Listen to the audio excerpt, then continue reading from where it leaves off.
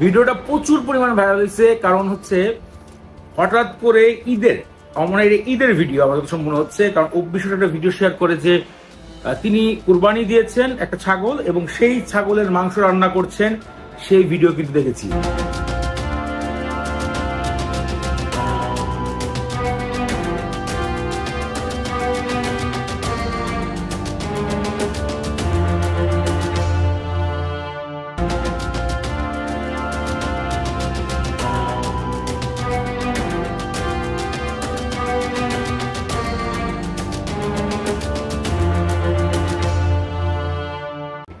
আমার মনে হচ্ছে যে অ্যাকচুয়ালি অপু বিশ্বাস যে রান্না করার কথা বলে শাকিব খানের জন্য শাকিব খান তার বাসায় এসেছিল, আর এই যে কালো কারণে যে নোহা গাড়িটা, এটা যত সম্ভব স্কয়ার মডেল জানি না, তো এই গাড়িটা আমার মনে হয় অপু বিশ্বাস পার্সোনাল।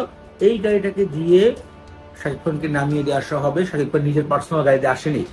ভিডিওটা যখন ভাইরাল হয়েছে, এদিকে আবার শাবনম বুবলি কি করলো, তার জন্মদিন বা কোন একটা প্রোগ্রামের তার ছেলে শাহজাদ খান, মানে শাকিব খানের দ্বিতীয় ছেলে বীরের সাথে যে একটা ছবি ছিল, সেই ছবি তার ছাড়া লাগলো। মানে কম্পিটিশন ভাই। তবে আমার কাছে এই ভিডিওটা খুব ভালো লাগছে।